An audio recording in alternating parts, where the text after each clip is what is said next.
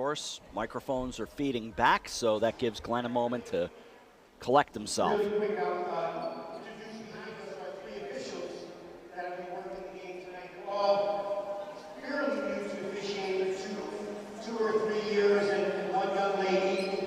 This is her first year officiating, and for pretty much all three of them, this will be the first time doing three-person mechanics. You notice in the playoffs and some of the more intense games, or if you were to score Richfield or Staples, all their games are three-person. But Christina Macuzzi, the 6'7" guy behind me is Jack Merringer, and Brendan Eager will be officiating tonight's game. So give them a round of applause.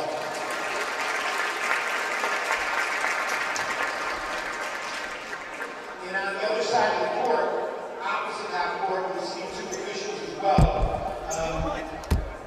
Nancy Stapleton, Nancy Pirro, will be working the 3 o'clock state championship game. I believe his son, she's there to critique, and one of these officials, and Nick Grant is also here to work with the officials this evening.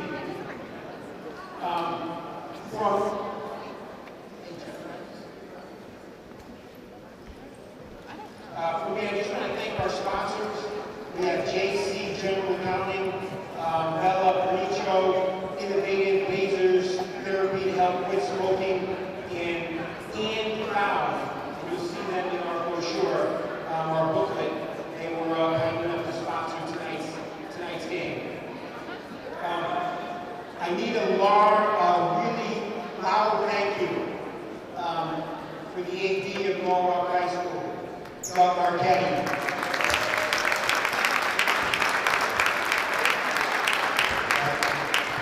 Doug goes through some hoops to make sure that this game happens. It happens here. And this is probably our 5th or 6th year here at Norwalk High School, so thank you, Doug. Also, if you raise any money, you will go to Full Court Peace. Unfortunately, Mike Evans from Full Court Peace can't be here. He's in Cuba right now with a group of basketball players refurbishing courts. So let's give it up for Full Court Peace.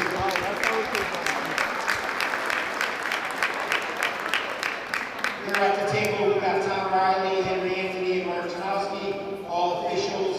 Our DJ over there is, you want to take the mic and introduce yourself? I'll let him introduce himself later. Last but not least for me, Spike Walsh, wherever Spike is, right there. Spike is my co-worker in this game, and he's been very, very helpful, obviously, this year since the hip replacement surgery. So he's been doing a great job. I'm going to turn it over to him. He's going to announce the girls, and then we're going to get playing. Quickly for me on the rules: 2 20-minute halves, clock will stop with all whistles. When it gets to 15 minutes, 10 minutes, and 5 minutes, the clock will stop, although the game might be playing. So it's very easy for these coaches to keep their sub-schedule. If a player gets fouled and makes the shot, they're going to get 1 foul shot for 1 point. If they get fouled and miss the shot, they're going to get 1 foul shot. If they make it, it's going to be worth 2 points. If there's 2 minutes left to go in the game and it's a close game, every common foul is going to be a 1-and-1. Okay? Other than that, I'm going to turn it over to Spike. He's going to announce our girls. We're going to get going.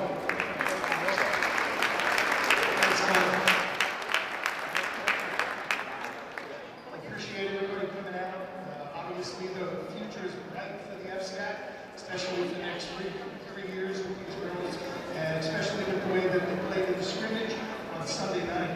So I'm going to start off with the West team that's sponsored by JC General Accounting. Ladies and gentlemen, just go to that line about mid-court.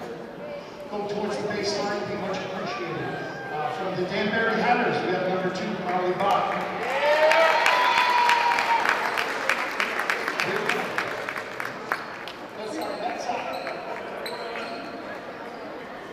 And then we also have from the Danbury Hatters number 17, Emily. And from the Staples Records, number 12, Addison Talbot.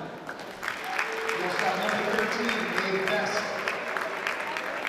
From the Greenwich Cardinals, we have Zori Faison.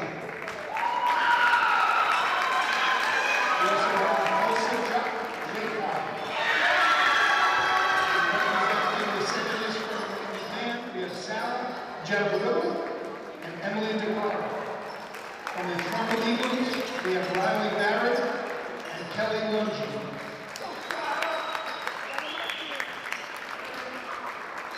From the Trumbull Eagles, we have Riley Barrett. I think I just put Kelly on a different team. That's all right. So apologize.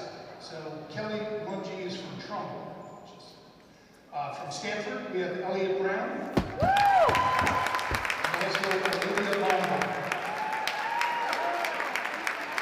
From the Roebuck Bears, we have Camilla Londo. And we have Katerina Klapchianis. From West Hill Vikings, we have Rebecca Smallred. And we have Grace Telesco. The coaching pair representing the Ward Mustangs are Emily Dowd and Juliana Krasnicki. And we have Norwalk Senior, Riley Manning is the coach. Representing the East, being sponsored by Bella Petrie, we have from Darien Blue Wave, Kate Hendrickson, Nico Littleton. From the Ridgefield Tigers, we have Tessa Garcia and Kate Brown. From the St. Joe's Cadets, we have Emerson Arone and Rula Matthews.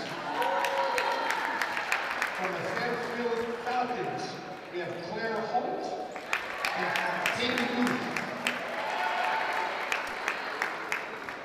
From New Canaan Rams, we have Sabrina Berlotsky and Lucy Devlin.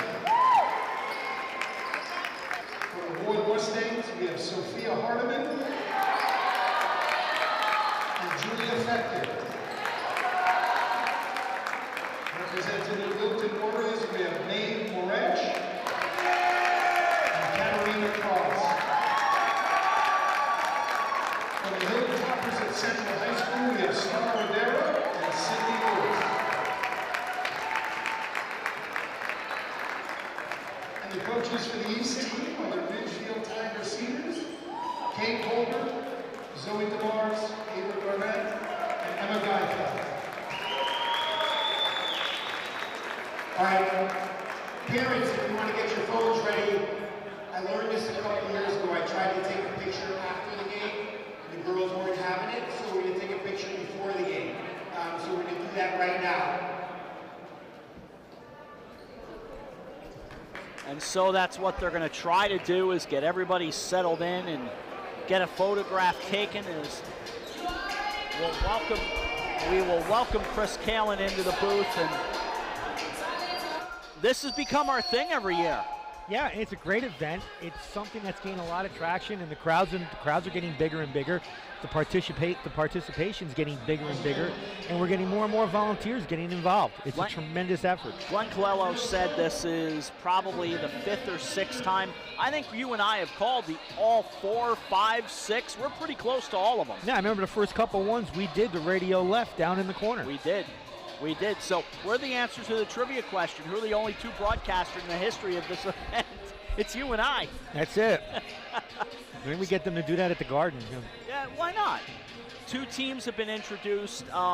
You know, we joke about it before the game tonight because both jerseys will be next to impossible to see, whatever. You know, it's the nature of the beast.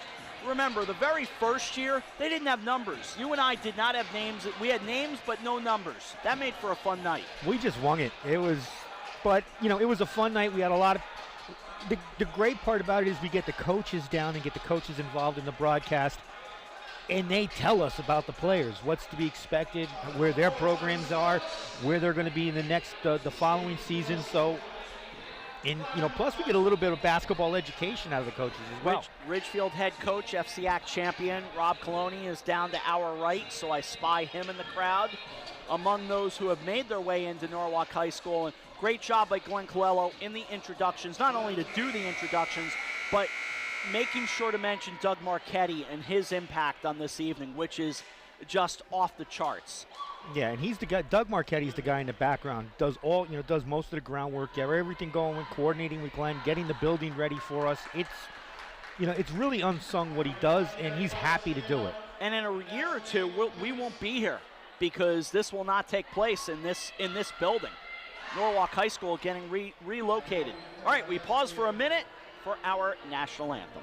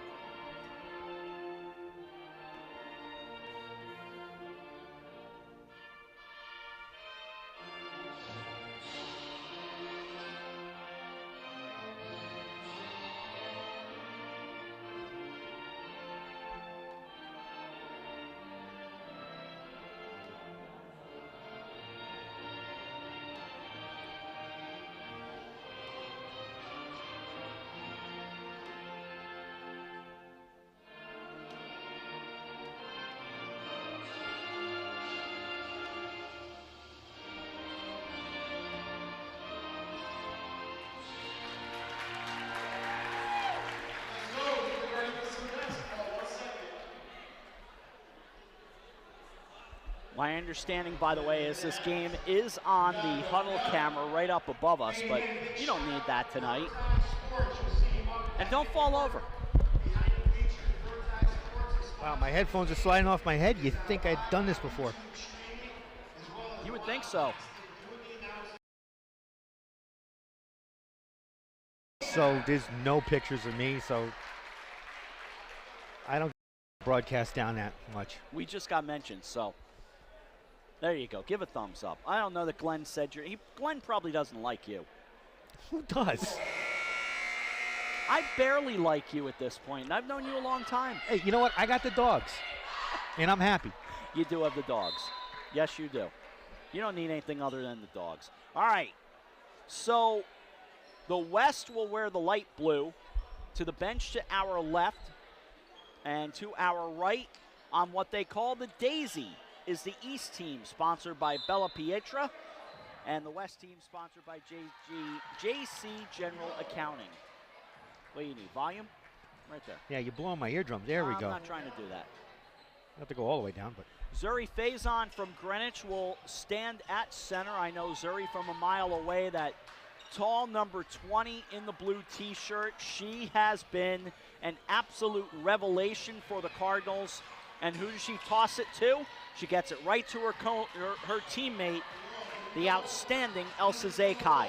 Well, you think they've done that before? You would think so. Out to the right side, three-pointer, too deep, off the mark. That was tried by Camilla Landano from Norwalk. So we're off and running from here at Norwalk. Dealing inside for the East team, turned over. That'll be brought back. Now turned back, so a little sloppy off the mark. Back it goes the other way, getting down near the baseline for the East. That's the Daisy squad, working inside. Kick out goes left wing, served up top. Bouncing into the blocks. Zakai gets a hand on it. Not a shock there. She has done that all year. Zakai doing a great job getting down underneath, getting her feet set, hands up in the air, showing the size. Turned over, brought back the other way. Reset by the Daisy team. Claire Holt from Ludlow. Getting the ball down low, tipped, turned over. Quick hands controlled by the West team. Played out left into the corner. Trying to step inside. Bounce pass, reset. Zakai from Greenwich. Sends out left. That's a three. That's off the mark. Out towards center court. Reset by the West squad. And settled down by Olivia Manuel from Stanford. Down low, she gets to the right blocks, taken away. So the quick hands for the Daisy squad of Noella Matthews from St. Joe's. Out to the left wing, bounced away initially, getting a hand on it, Katerina Cross from Wilton. She gets it back up top, no score. Well, we're about 2 minutes gone here, first half, and a little ugly to start. Working in, toss goes back out to the left side cross. Rolling towards center court, recovered there. Shot clock down to 2, and that is a shot clock violation. Remember, they are running that clock, and that's still new to a lot of these girls from the FCIAC. And we're not talking of most of these teams, they're running the zone defense. A lot of it in the offensive zone, it's just a lot of people getting bunched together. Here's a 3 off from the left side. That's no good by the West squad. Rebounded by the East. They'll take it from right to left. Kick out goes on the right side. Resetting. Dribble on the floor, out to the right wing. Keep it up top. Played by that Daisy team. And put up, and that is good. That's a 3. So it's 3-0. Katarina Cross pulls up from long range and buries it. So Wilton Zone makes it 3-0. Here's Zakai down low. She can't finish. Gets another try. No, sir. Cleaned up underneath by Matthews. Matthews serving, foul line extended. Backs it out. Right side, 3. Got it.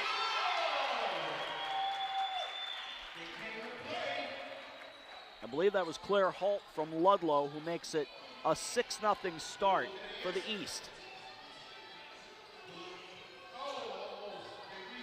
That rebound by Faison and a 3 to answer. Grace, that was Rebecca Smolars from West Hill High School with the quick 3. That cuts it to 6-3. Here it comes down low. That's Zakai. It falls in a foul.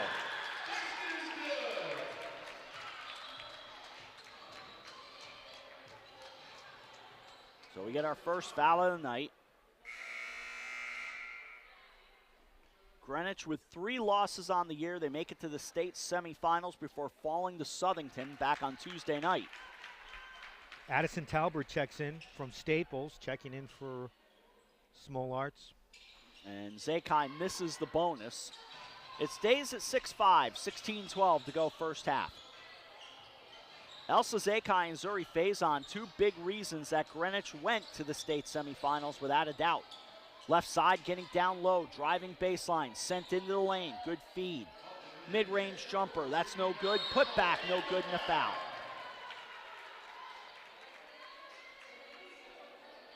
That looked like Sydney Woods from Central who will step to the line.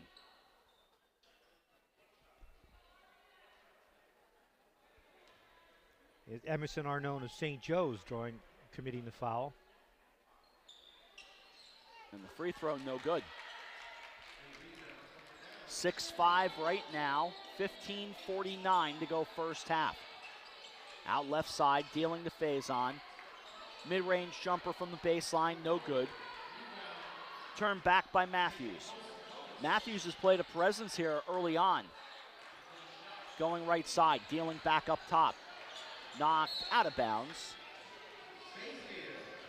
So it'll stay with the Daisy team.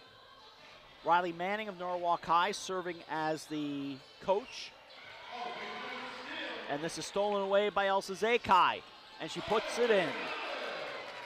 Elsa has 4 to get things started. 7-6, and the West take a 1-point lead. Jumper from the baseline, no good. Sits on the baseline, goes out of bounds.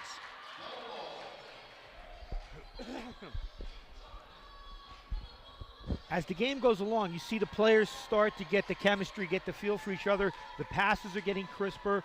They're spreading out much better, and everybody's getting set for a good shot.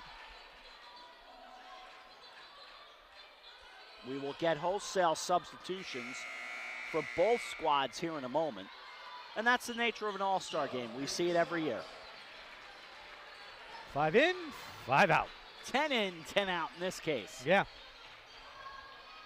So a whole fresh collection of faces coming in. For the Daisy squad, they represent the East. Down to the baseline, sent out left wing. 7-6 the score. Sent back left side, 3 off the front iron, no good. It'll bounce out of bounds. getting a hand on it was Maeve Best, the freshman from Staples. And of course, everyone's a freshman here tonight. Inbound comes out to the left side. Reset up top, twisting out to the left wing. Sent across, foul line extended, three-pointer, good.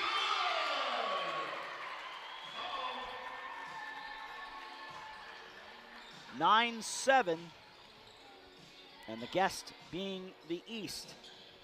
They take the lead. DJ's going to play music during the game and kind of announce it a little bit as well. He could take our jobs. Good look down low. Should have brought dinner. Our job be easy tonight. That was Elliott Brown from Stanford to tie the game at 9. Now a turnover brings it back, and they take the lead. Carly Bach from Danbury gives the West an 11-9 lead. 6 gone first half. And Elliott Brown at Stanford High, she's going to be a player to watch. Tremendous shooter. She has tremendous quickness with her feet. She can get to the rim. And she's going to be a great offensive presence for the Black Knights. Out up top for Tessa Gracia from Ridgefield. The FCIAC champions leaves it behind on the wing. Turned up top again. Twisting back to the right. And along the baseline, travel called. A little happy feet. We're wearing Daisy. Come on, how can you not be happy? I would have bought it more if it was black and white like a penguin. Well, there's that. It'll be West basketball. Elliott Brown from Stanford. Lobs inside. Ball almost a little off the mark, trying to feed Manawal from Stanford. Knocked around, sits in the lane, and turned back. Taken by Kate Hendrickson from Darien, and a foul called left side of the lane.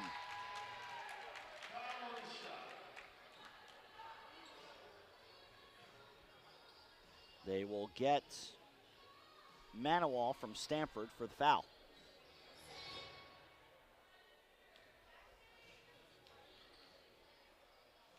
Cato's upset now. They've started playing. They've stopped the music. I know you're a big free throw put up and no good. Why does the name go right out of my head? You're a big Party in the USA fan. Miley. Miley, thank you. Turned out to the right side of the lane. Nice finish. Carly Bach gets 2. It's 13-9. 4-point lead for the West. Score matters, but it doesn't. Right side for the East. Turned around up top. Twisting around is Manawal. Brings it across on the left wing. Settling down is Best. Best from the blocks. Oh, put it up, no good. Sits underneath. Able to control it was Hardiman from Ward. Looking to run. Hardiman kick out goes right side to Sydney Woods from Central. 3-point right corner, good. Right corner 3, Carly Bach. It's 16-9, a 7-point lead. And they'll bring it across. Twisting into the lane. That is no good. Off the try from Gracia. Left behind for Best. That's good. 18-9. You got a guess for us already? I'm going to guess Megan Wax from Greenwich. Yeah, not Megan Waxman. Megan Wax, head coach of Greenwich. Cato's not sure. Knocked out of bounds. Well, look, this is the classic error of people trying to talk to us while we're on the air. All right, I'll bring you back in. Hello? Yeah, there you go. I'm sorry, I was in the bathroom. 18-9, 11:25 to go first half. I haven't seen Coach Wax, so it might be her, but we'll get her later on. All right, 18-9, the West. I mean, this is All-Star Game Broadcasting 101. And a carry at the free throw line turns it over. How does Joe Buck do this all the time? Although he doesn't anymore. Well, I think just somebody gets in his ear and says, we got somebody here to go talk to him. Well, that's a different story.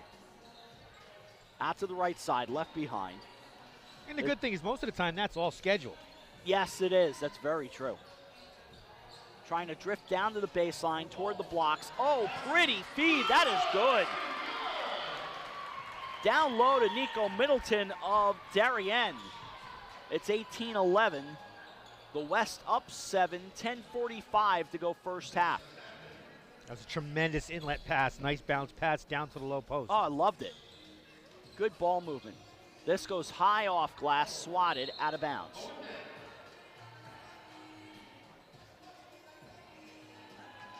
As an official, because you do this, does the music bother you during the game?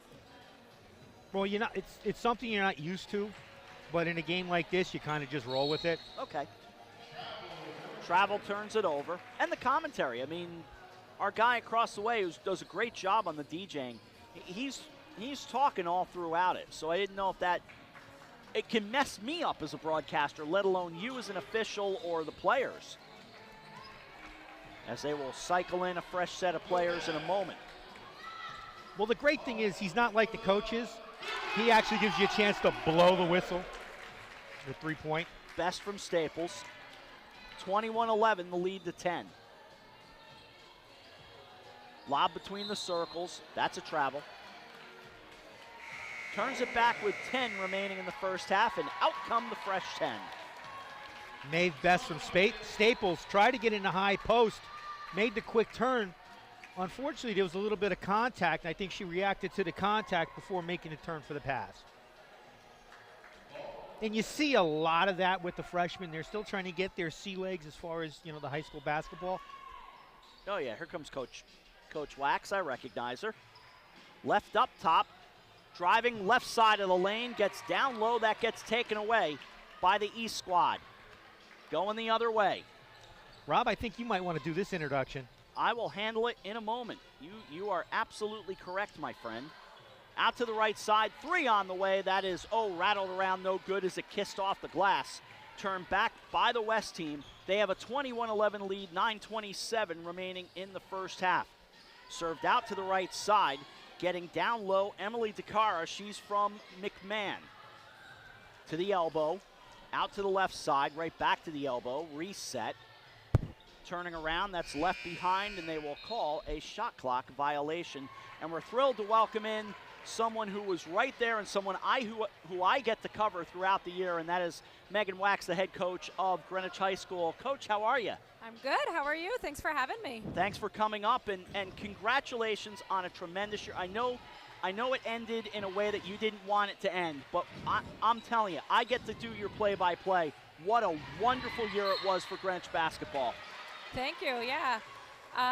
Bittersweet, always the ending to be as close as we were and come up just a little bit short, but props to Southington, which is who we beat. They're an outstanding team and a very veteran team, a lot of seniors on that group, but we had a great season, and I, along with the coaching staff, have just been so impressed by my team's chemistry.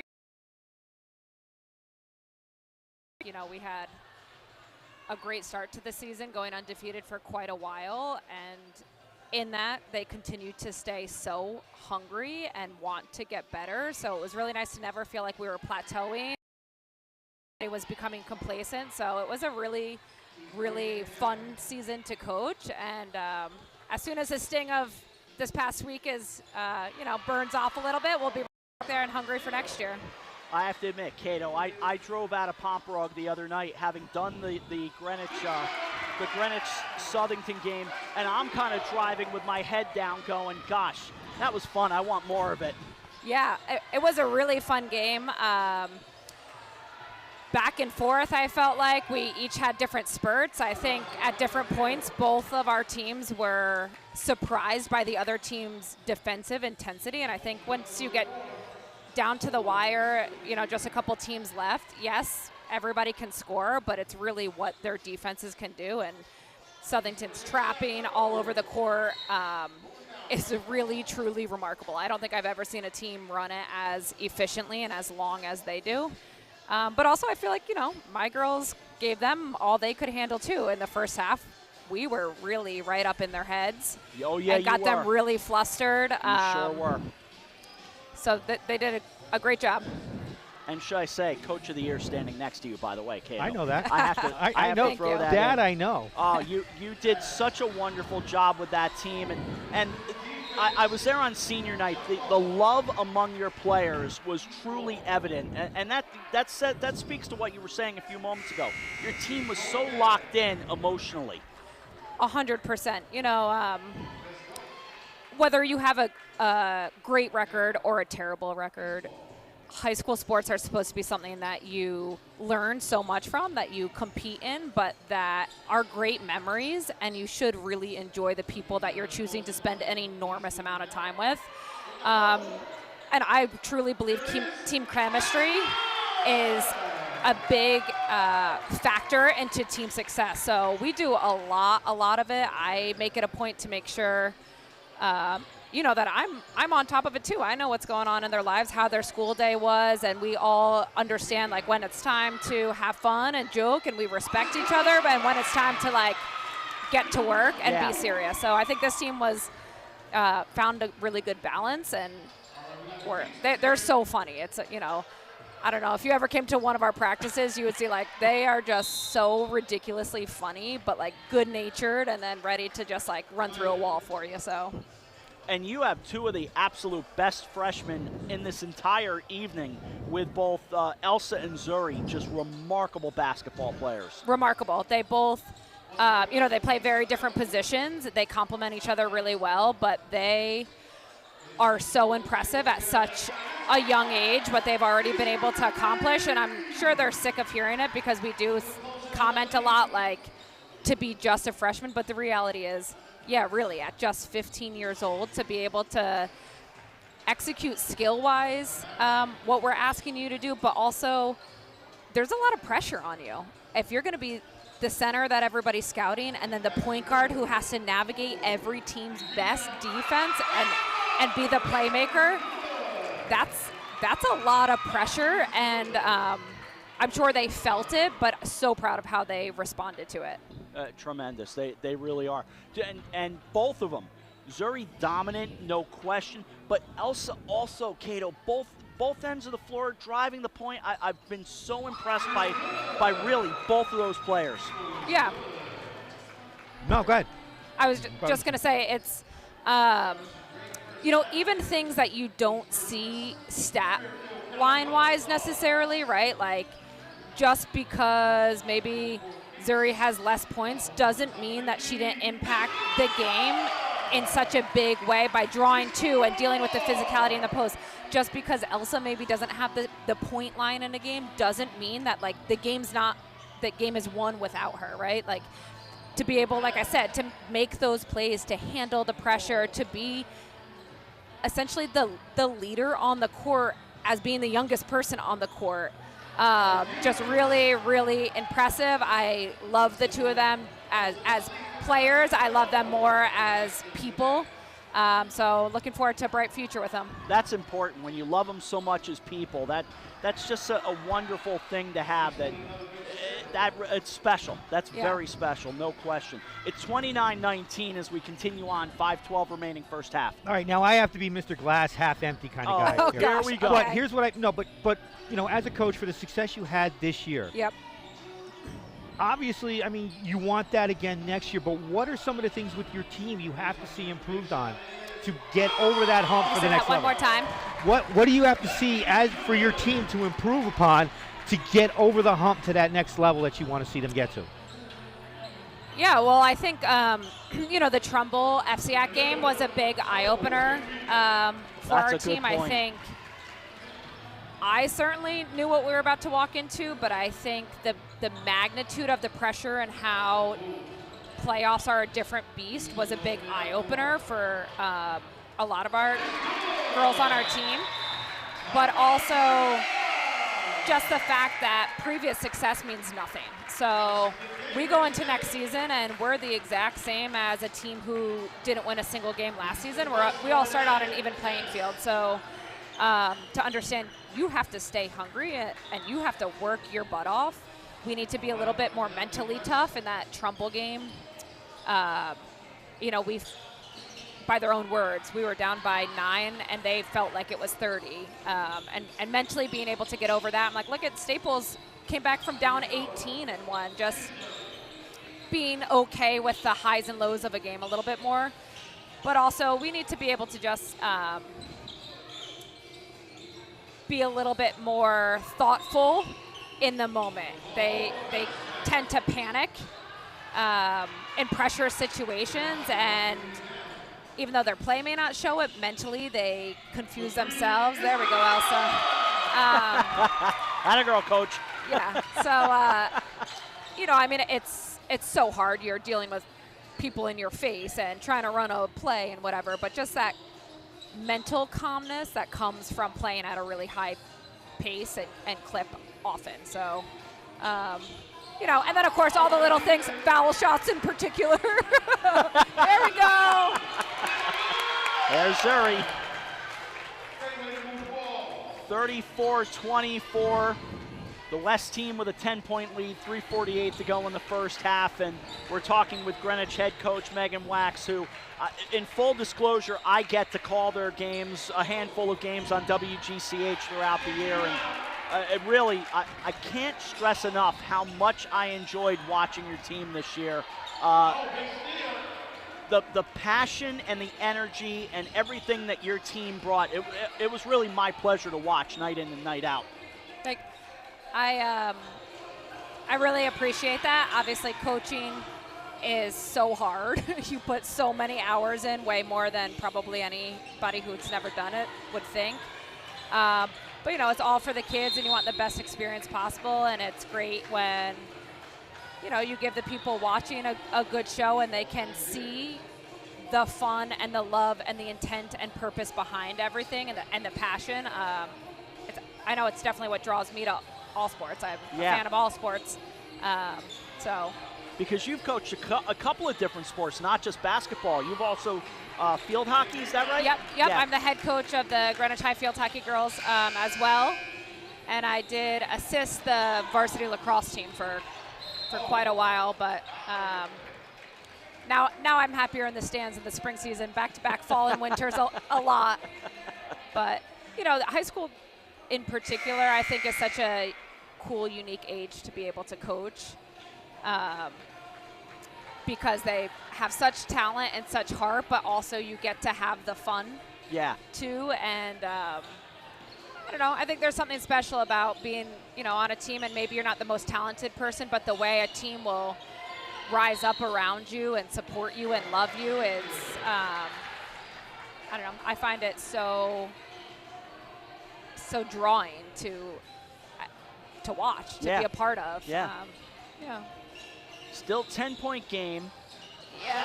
13. Although that just increased. Sometimes you got to wait before you actually give the score. Well, yeah, you know, I'm new. And you're quickly correcting yourself. I know, I'm new to this play-by-play thing. Yep. Sorry about that. Here is Elsa out on the left side, by the way. Down to Zuri, kick out. Oh. Goes down to the baseline, sends up top. Back it goes. Elsa leaves it behind. Lovely. I love that ball movement. In the lane, no good. And the East team will come away with it. But that's a lot of good stuff right there, Cato. Yeah, Olivia Manuel just rushed her shot on the three-point attempt. Normally a tremendous shooter for Stanford High.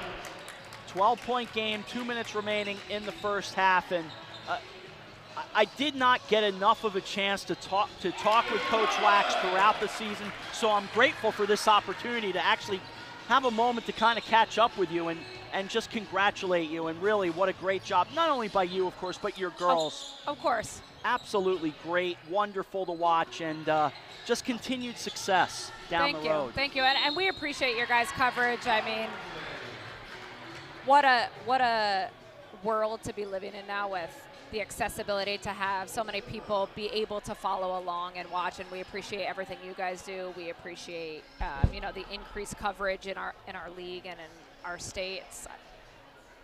You know, I wasn't in high school that long ago, but it's like, how did we find out about things? You either had to go to the game or read the little tiny box score in the newspaper, and like, that was it, you know? So to be able to stream games and listen to them and, you know, see a lot of kids get recognition is ultimately what it's all about. So I appreciate everything you guys do and the coverage and helping us grow the game ultimately. Well, there should be more of it, and I agree with you. So it's our pleasure and great to be a part of it. Coach, thank you so much. Great to see you for a bit up here, and again, congratulations on a great season. Of course. Thank you very much, guys. All right, we'll continue on from here. 1:04 remaining in the first half. Thank you. 40-24 the score. And this comes down to the other end. Here comes Uri Faison. She is Cato, she is tremendous. She's got tremendous size. In this game, I have not seen a lot of her, but from what I've seen, the potential for her to impose her will on the game, like she just did there with the block shot. Oh, there you go. She is remarkable. I mean, you could see she's not afraid defensively to get after it. Right. And I think a lot of the things that you're going to see from her, because I've seen her a couple times, she's had the ball down on the low post. She has to, sometimes when you've got that open space, put the ball on the floor and go at the rim. And I think she's, there are times she's just a little hesitant to be that aggressive.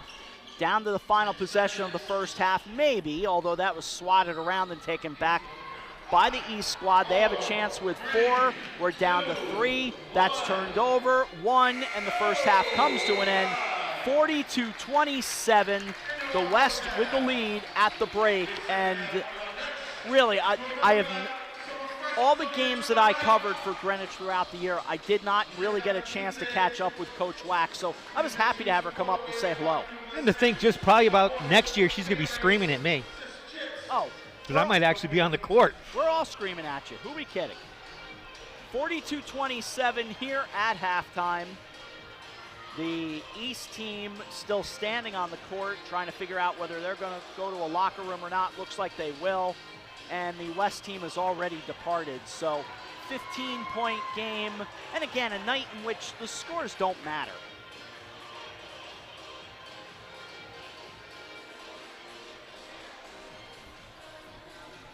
As I look down at Coach Wax, I can't help but think it was a 15-point lead, or 2-point lead for Greenwich, 17-15, halftime of that state semifinal back on Tuesday night. But Southington came out, started playing more of a press defense, and they took over. They could hit their shots second half.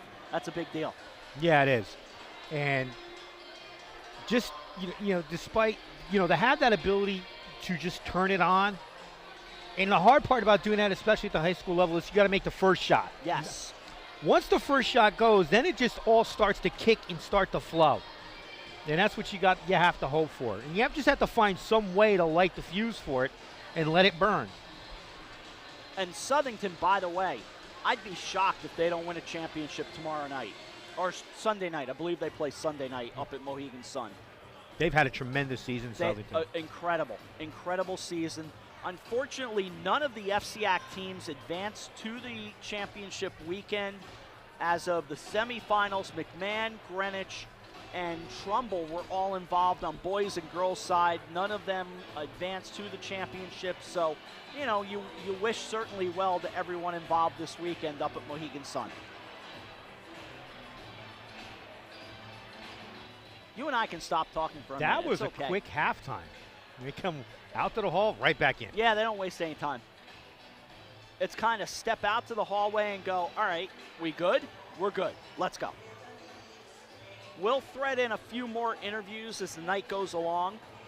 Shout out to the West coaches, Riley Manning from Norwalk High School, and then Emily Dowd, Peyton McIntosh, and Juliana Kresnici from Ward.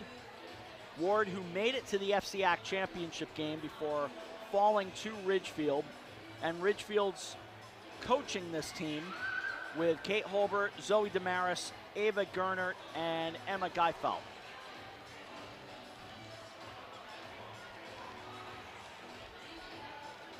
The West team has already come back out to start shooting around. They have a 15-point lead at halftime, 42-27. And you're going to be doing varsity next year? Is that what you're setting me up for? I could. It's about time. I did some this year. What'd you do? I was up at Abbott Tech and Kennedy up in Danbury. We were supposed to be over at Greens Farms Academy, and the snow caused that to be postponed, so I was able to miss out on that. And I did one game up at West Hill for West Hill in Staples. So one of these nights, folks, this is what it's leading to. I'm going to be setting up the broadcast, and he's going to walk in and just look at me, and I'm going to start laughing, which we've already had happen in Little League. Oh, I know. What's going to happen? I'm just going to start getting, it's just going to be the ref's going to be hammered the whole game. You're going to be ready to throw me out. I don't. Please stop. You're the only guy who can make it personal, and I'm not going to get mad. I did Little League baseball last year up at Simsbury. Set up to do Little League between Trumbull and I don't remember who, to be honest with you. South Windsor. Was it Trumbull and okay, South Windsor. And yeah, who's the home plate umpire? This guy to my right. I was second base. Well, you did home plate for one of the games. Not for Trumbull. I thought you did because you. No, I did. You were giving my buddy Mike. No, I was the crew chief on the game. Unfortunately, Oh, you were giving my buddy Mike Buswell a hard time. I thought you were going to run him. No. Mike, absolutely not. Are you kidding me? No, I didn't think you were going to do that. Mike was tremendous. I mean, there was just a couple misunderstandings, and it wasn't anything, it wasn't anything personal. It was just procedural things that, some guys tend to forget. Yes. And the hard part, I know Mike's coached Little League for years, but the hard part about being on the Little League field, it's a much smaller field. So we have to keep the coaches and managers off the playing field as much as possible. Yep. It's different with the high school field where you have this huge playing area, like what Mike's used to up in Trumbull with the high school field. No, Mike Buswell and others do a tremendous job coaching these kids, getting them to all kinds of really cool experiences, and they wind up dragging broadcasters along because all of a sudden I get a call saying, come up to Rhode Island, you've got a hotel room waiting for you. You've got to broadcast these games. Oh, you did the 10-year-old regionals with them. Oh, I did. I went up to, what was that, just outside of Providence. Mike's going to be upset because he's got a good squad up there in Trumbull. He does. In a couple of years, they could be up in Bristol. And Rob's going to have to go sit out because he gets bumped by the big dogs. Oh, I know. Believe me, Mike has already said, how do I get you to broadcast in all these spots, and how do I get you to Williamsport? I said, I'm going with you, but I'm going to be keeping you company. That's it. Williamsport, believe it or not, during the Little League World Series is really jumping. Oh, and they have some great restaurants in Williamsport. They have some great places you can go. Well, Mike Buswell, who coached Babe Ruth for a long time, they made it. They won North Providence a couple of years ago in Rhode Island, and I went and did that tournament. And he says, "Well, now you're coming down to Virginia." I said, "I can't go broadcast those games. You got to there's a streamer who does those games. I don't have the rights." He said, "Well, you're coming down anyway. We're getting your room, and by the way, we're going to get you to do a game." And yeah, well, yeah, it's a good luck thing. I did wind up doing a game. Usually for Babe Ruth, you can get in on the games. I mean, nobody's specifically licensed. It's Little League baseball when you get to certain regional tournaments and the World Series. They sure do. All right, 42-27, second half, girls FCIAC freshman all-star game. And the team's back on the floor ready for the second half. And Glenn Colello, carrying microphone in his back pocket, makes his way towards center court. Let's see if he has anything more to add. Oh, he's grabbing the microphone. He may have something to say. Well, Glenn's moving around on a cane. He recently had hip surgery. And for those of you who don't know, you watch Glenn on there. Glenn is he's the rules interpreter for Board 9 down in Lower Connecticut. Yes, he is. Okay. Restarted. I'm not used to having to do this, but there are two freshmen who made all FCIAC this year, so I just wanted to announce their names and everybody give them a round of applause. Both from Greenwich. Can you girls stand up?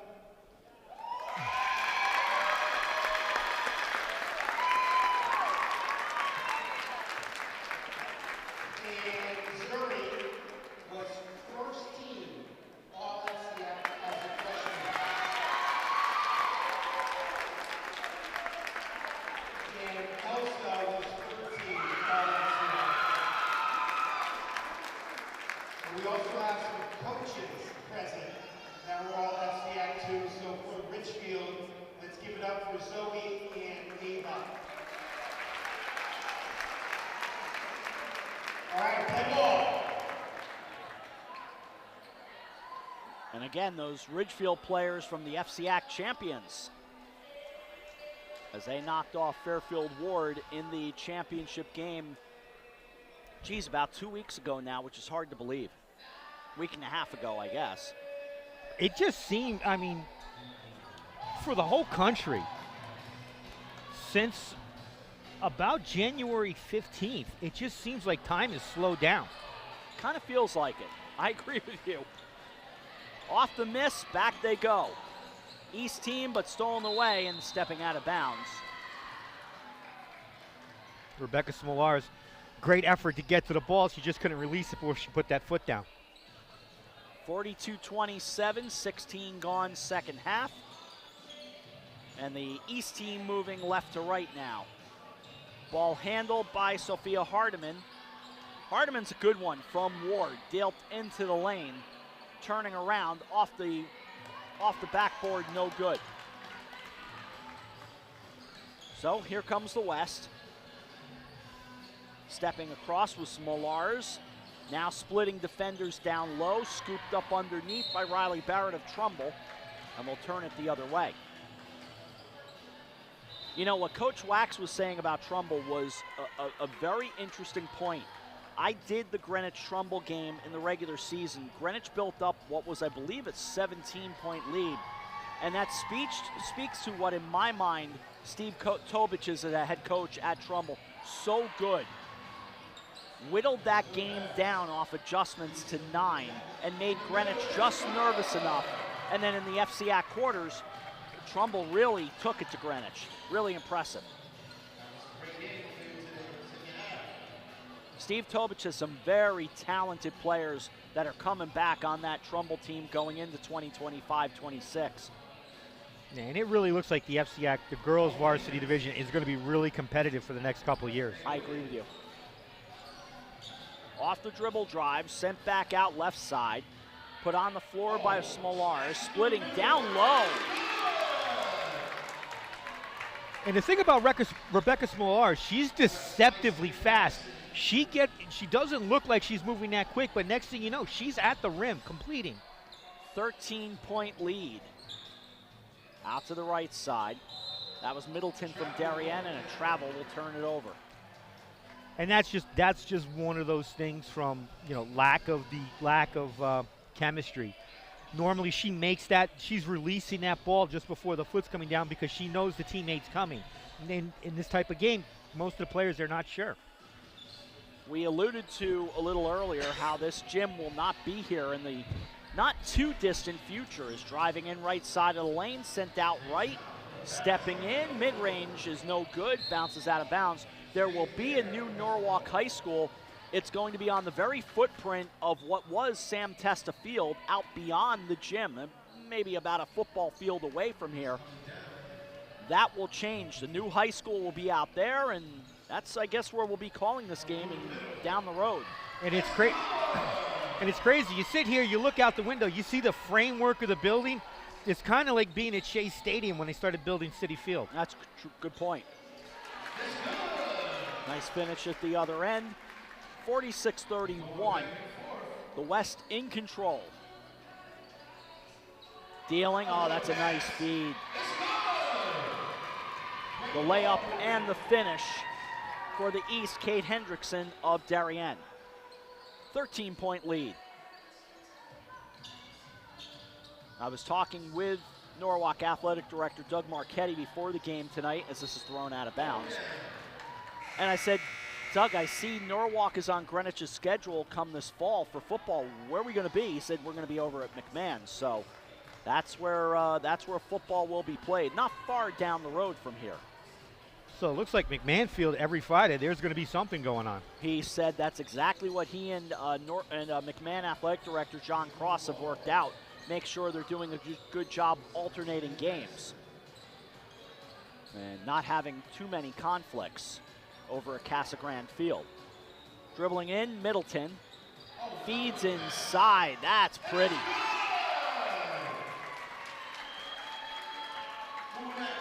Kate Brown from Ridgefield. 46-35. Gonna finish down at the other end. That handled by Carly Bach of Danbury.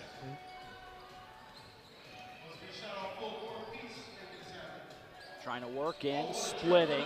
Nice. That's Hendrickson. And this speaks to the presentation that has been built over the years by Glenn Colello and people involved with this night. And normally around January, I wind up asking Glenn, what night are we doing this every year? Because it's become a tradition. And it's built a little more every year. Well, Glenn's also trying to get it done for the SEC, but he's having trouble just coordinating everything to make it happen. To the elbow, sent back up top. That's a three. That's a NBA level three. Pretty shot. Carly Bach hitting from way downtown. 51-37. Ball on the floor. Resetting Middleton. Gets the feed down low. Tried to control it. Still has it. Down toward the baseline from the blocks. Off the front iron, no good. But able to get her own rebound and knocked out of bounds. Is Al Carbone giving Glenn a hard time? What's going on there? Al, who heads up the SEC. Al will let you know about the SEC anytime you want to talk about it. Well, it'll come up. He is proud of it, and for good reason. That's a great. The SEC is a great conference. I kid about it, but it is a great conference. Having done games for Fairfield Prep among some other schools, Laurelton Hall as well. It's a great place. Left side three. It's 51-40. Turning up. That's a foul. You wish you were down there calling this? No, I'm good right here. My knees are killing me. we got all the new guys out there working. You can't tell me your knees hurt if you're going to be coach. Officiating at varsity in the future. It's March. The season's over. It's it's the wear and tear. You got baseball. Baseball's up next. I know, and I got a month off to rest. Yes, you do. A month off to rest, get everything back together. Trumbull boys varsity coach Buddy Bray has stepped into the gym. He's down to our right near the entrance. Kick out to the right side. That's a three. Rattles in and out, no good. Off the miss by Emerson Arone from St. Joe's. And Dave Goldshore, the FCIAC championship head coach from Staples, just stepped in. Back-to-back years, you want to talk about two of the more emotional championship titles. They're the coaches right there. Kick back out for a three. That's a pretty shot. High arcing rainbow by Maeve Best of Staples. Buddy Bray, who of course coached for not longer than Cato and I have been alive, but a pretty long time.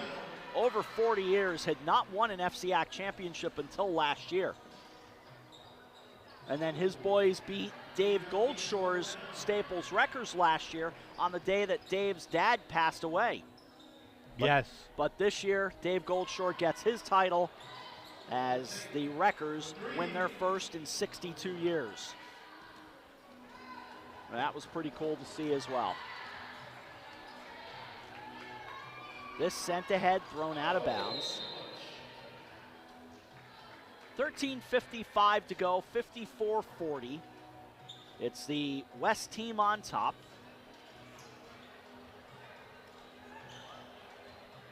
And the West with the ball. Ball handled by Best, sends down to the baseline. That jumper no good.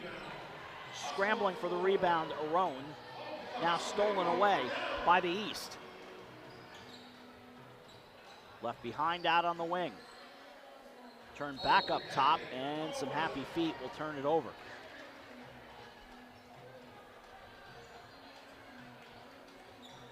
Fun FCIAC year, no question. Going back the other way. That a deep three, no good, by Carly Bach of Danbury. This to the elbow, right blocks, I'll call a foul. 14-point game.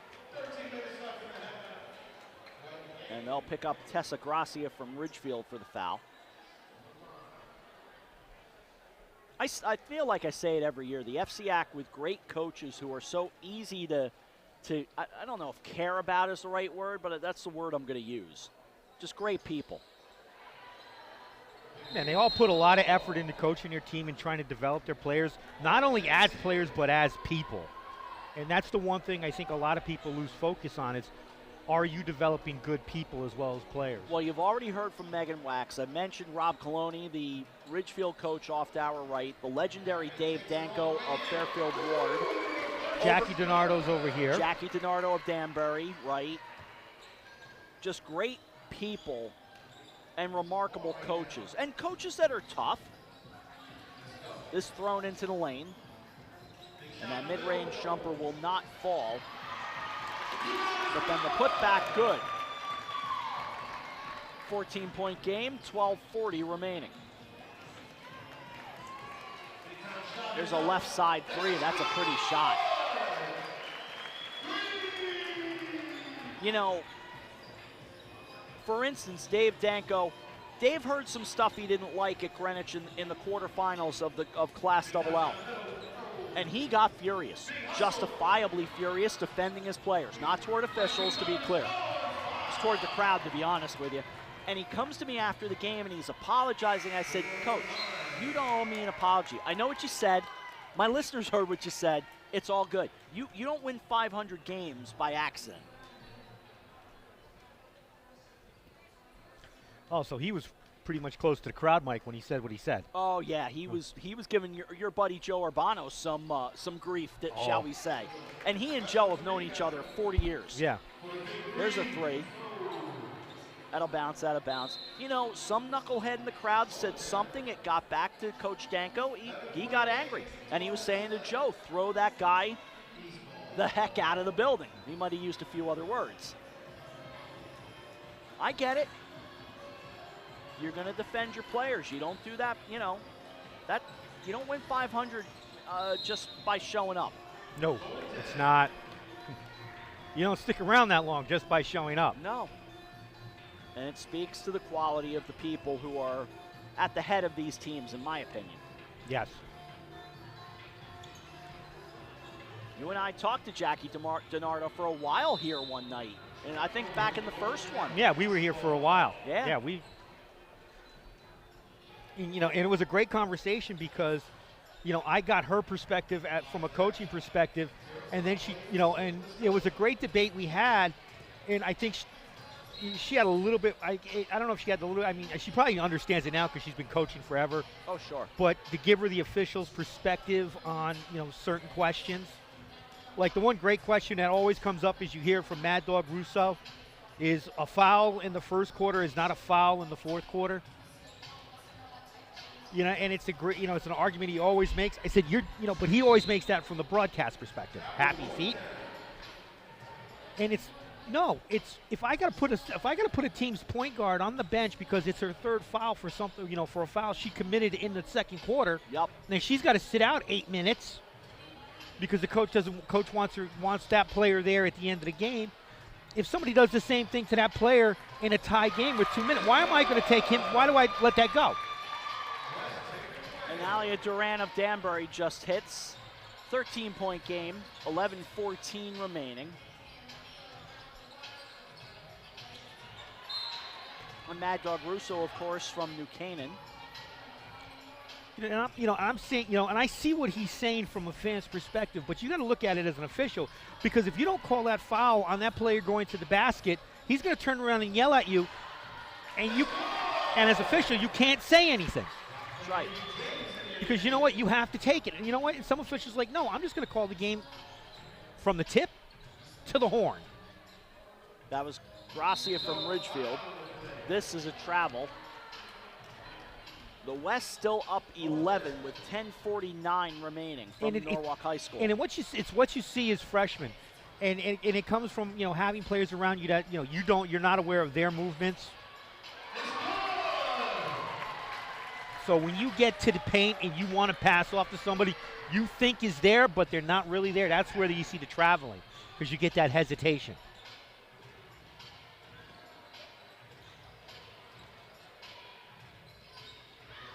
Trying to work inside.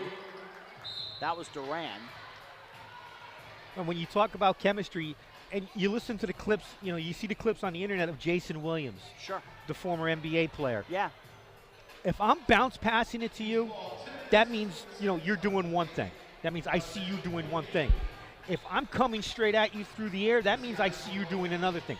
And I understand where you want the ball as a teammate. In a game like this, you don't necessarily know where the comfort level is. Kelly Lungi of Trumbull with the steal.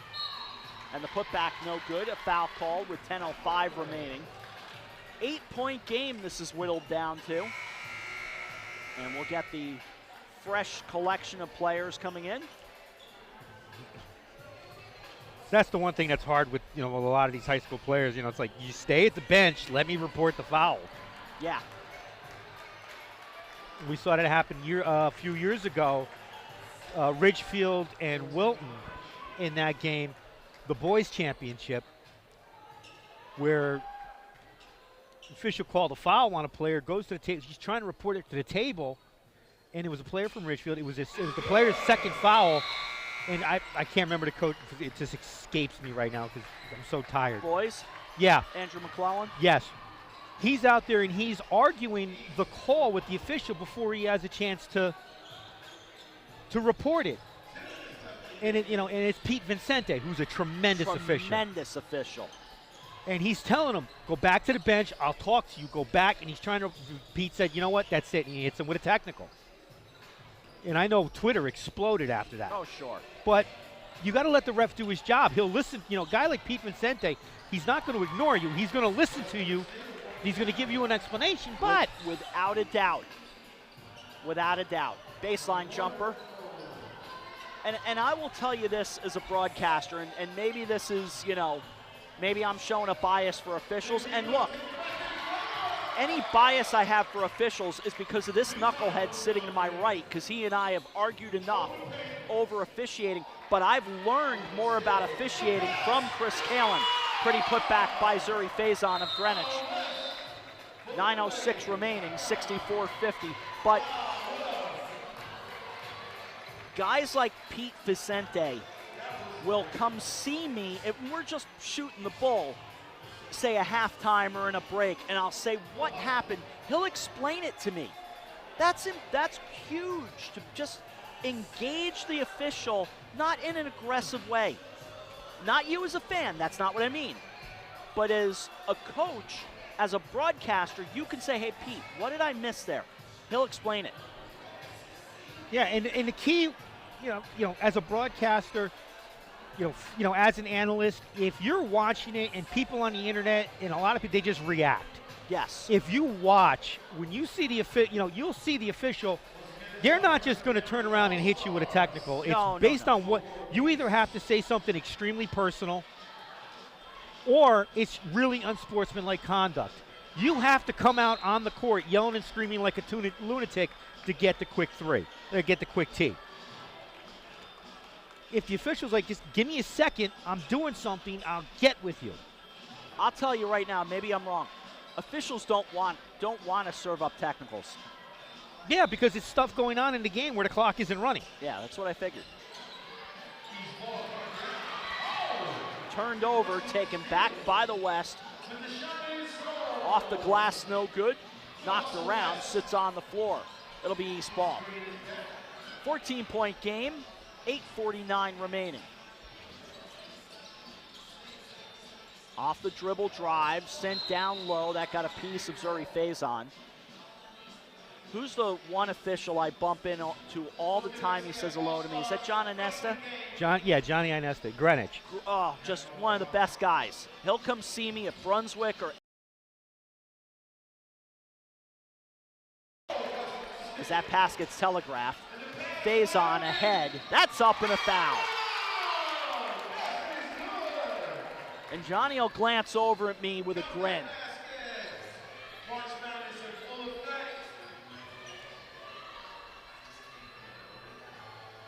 And I think it's a good night to speak about the officials, because this is a night largely presented by officiating. Sean Saylor has made his way into the building. All hail. He'll come up. He'll come up. 16-point game, 8.5 remaining. He'll probably come up for the boys' game. He's rocking the beard, so he feels special. Driving down low, that was Zakai on the floor, and a foul call. And the crazy part, watching Zuri Faison, tremendous ball handler for a girl her size at her age. Right? Tremendous athletic coordination, and it's going to be scary because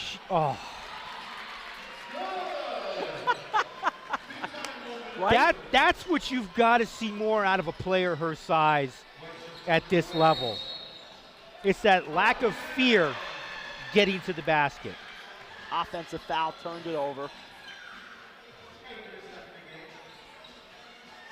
Ball handler with a little bit of the Heisman. Katarina Cross of Wilton. 68-50, 8:02 remaining and down to the baseline. Wilton, one of the teams from the FCIAC, still in hockey. Oh, he changed the music. Why? What were you hearing?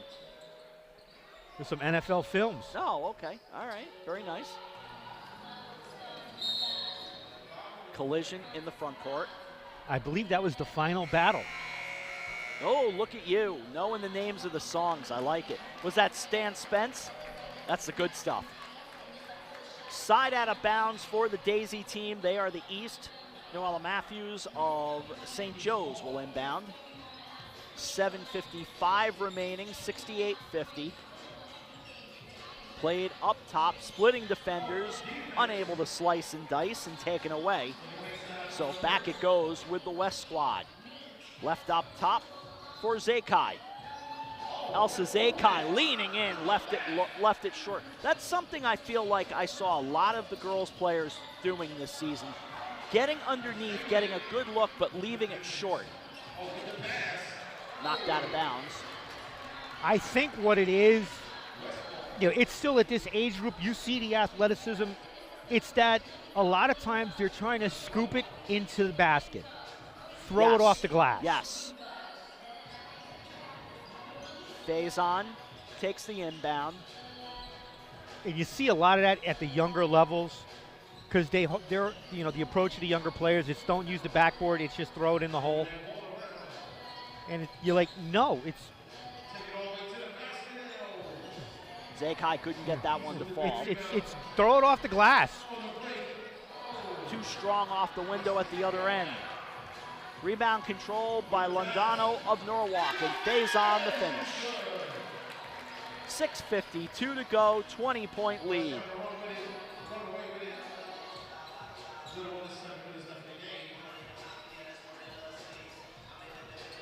Stays on the floor, out to the right. Down low and spinning Matthews. Lead down to 18 with 6.5 remaining.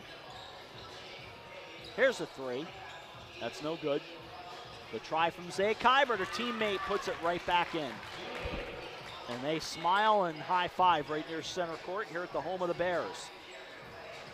On a floor with a little bit of age on it, but no point in replacing it. Norwalk High School has been discussing putting a new school in for several years and now becoming a reality. 6:11 remaining, 20-point game. And Zakai showing a lot of basketball IQ. Realizing she's falling out of bounds, turns around, sees the first daisy color shirt, and throws it right off her leg. Greenwich has not won an FCIAC title in over 40 years, but they have dangled dangerously close, although falling in the quarterfinals this year to Trumbull.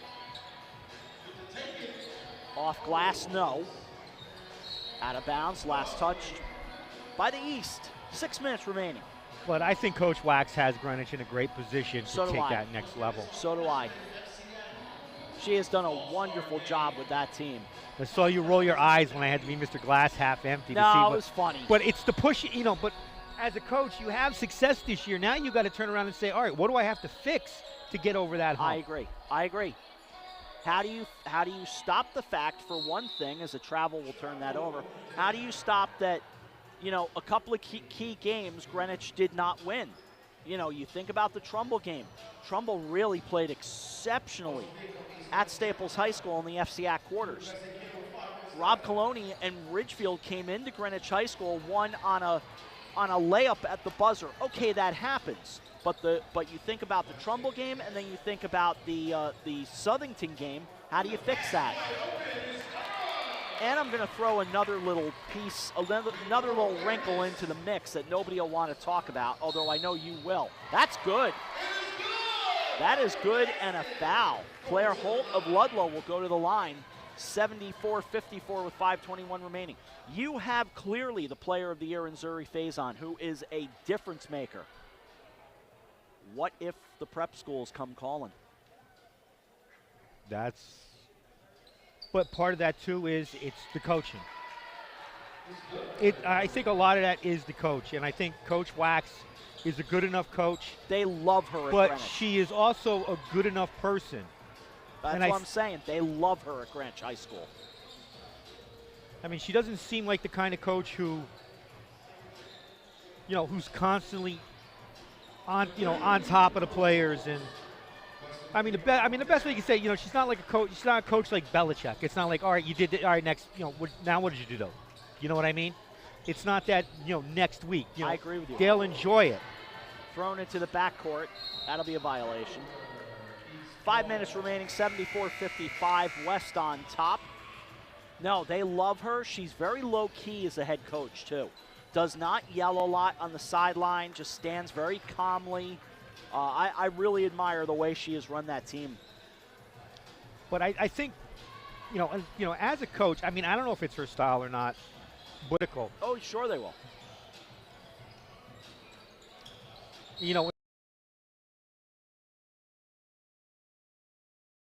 Him during the quarterfinals. And you bring it up, and it's a clip that went viral. It's the Rick Pitino halftime little clip where where's your toughness? A little adversity and you crumble. What are you going to do in life? At times you have to have that in you to be able to sit there and be that level of critical to kind of correct the ship. 17-point game, 4:44 if they ever start the clock again. Nobody noticed. No, apparently not. Oh, that's okay. Played up top by the West.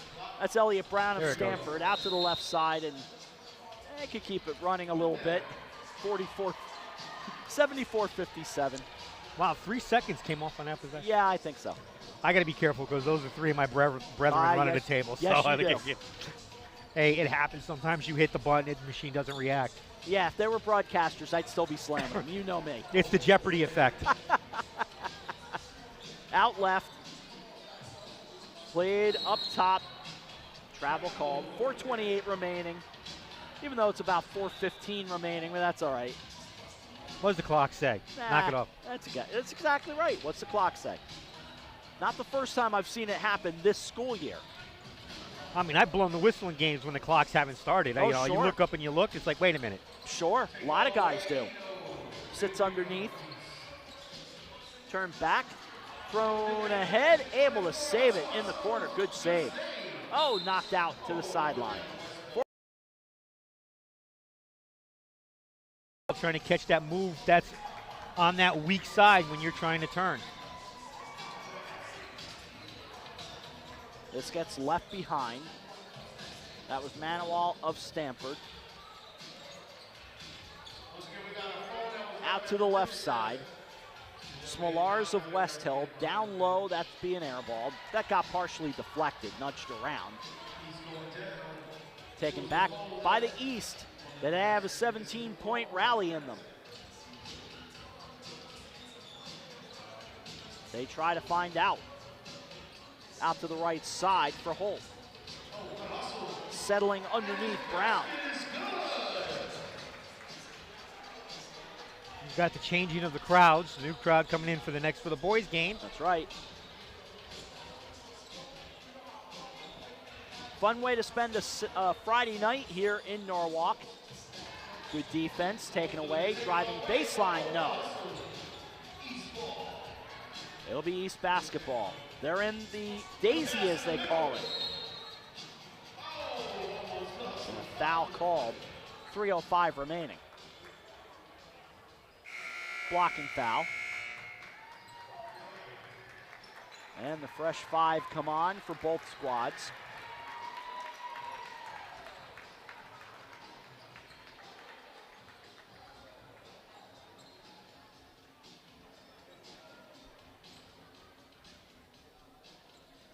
Bounce pass settled underneath. Nice play. Didn't even leave her feet on the shot. No, Hendrickson of Darien. Under 3 remaining. Middle of the lane, turns back up top. Did our broadcast start because of you? Why, me? What? Did you come to me before the first game and say Glenn Colello would like you to do these? Is that the way I'm remembering it? Yeah. That's what I thought. How else would it have happened? Well, what we would be doing is we'd be joining, I think 2 of the coaches from each squad will come up and talk about the players, talk about the games, talk about themselves, whatever we will take the interview where we want to take it. Yes. Well, actually, you will, because one's going to be borrowing a headset. I got to punch out for break. 2:28 remaining, 74-61. Foot on the line, that was partially blocked. So taken away by Best of Staples. Off the dribble drive, down into the blocks. Foul called with 2:14 remaining. It's been fun to watch the evolution of the FCIAC. Just, you know, you were a student, you graduated what, late 90s? When did you 93. graduate? 93, mid-90s, or early 90s. I'm old. But think about it. I'm getting into the conference late 90s, early 2000s. I do my first conference championship between Greenwich and Harding in '02. Think about that. Harding is still in the FCIAC, and the Bridgeport schools are still dominant. Yeah, you came into the FCIAC post Roshmel Jones Yes. and Jamar Dunmore. Yes. I've heard about Roshmel Jones 1,000 times. But the point is that the Bridgeport schools, for one thing, aren't entirely in the FCIAC anymore, with the exception of Central, and the power has shifted around a bit, which is fascinating. Knocked around between the circles, kickback goes left side, getting down low, swatted away. As we come down near the final 100 of this one. Kelly Lungy goes back up top.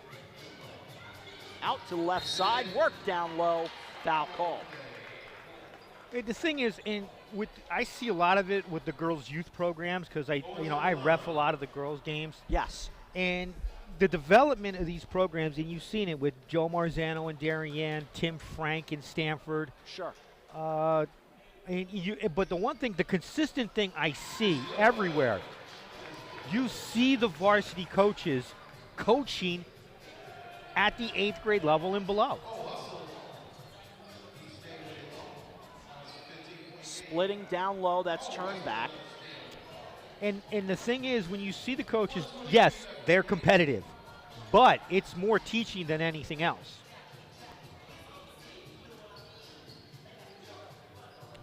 You know, where a lot of the coaches, they could be more vocal when they're doing the high school, the varsity games, but at the 8th grade, they're more with the officials and the players. Like, what did you see? What do we do? What we got? You know, they're more. You don't see as many technical fouls being handed out. I agree. At that level, because it's the coaches that are trying to teach. Trying to work inside. They'll call the held ball. Honestly, in a lot of the games I think I've had partners throw more parents out of the gym than teed up coaches. I could see that. Parents, it's a whole conversation for another time. Unfortunately, there's a reality to that, and it's too bad. But you can also see the parents that don't know the rules. Right. Bach. Whoa, off the window. You see him put the foul over the back, which is what? Up and down. Yep. Swatted and turned around, taken the other way. The West team up 17, trying for more. That'll roll out of bounds. And it's the one, that's the one I love the most. Up and down. What? You mean they can't pump fake? Wilton coach Joel Gariak has walked in. I see him. Here's a three left side. Nice shot. Carly Bach hitting from downtown quite a bit. There's a mute button if you want to hit it. It's my fleas acting up. Carly Bach is a tremendous shooter. And the final shot on the way. That'll do it. 81-61. The West get the win. It's a hook shot. A 20-point win in this girls' contest.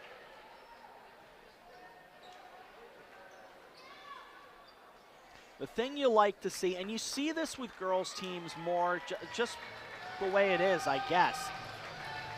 Win or lose, you see more smiles, without a doubt. Not to say they're not competitive, they absolutely are. But I see plenty of smiles down there. They've just had a good time tonight. And that's the thing I love.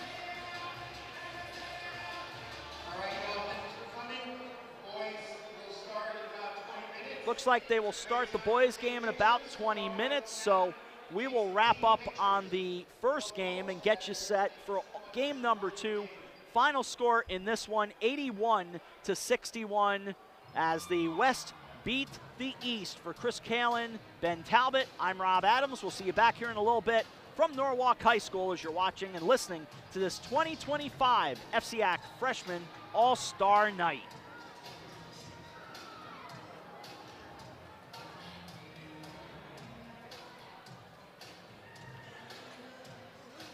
Oh, hey, Sean, I didn't realize.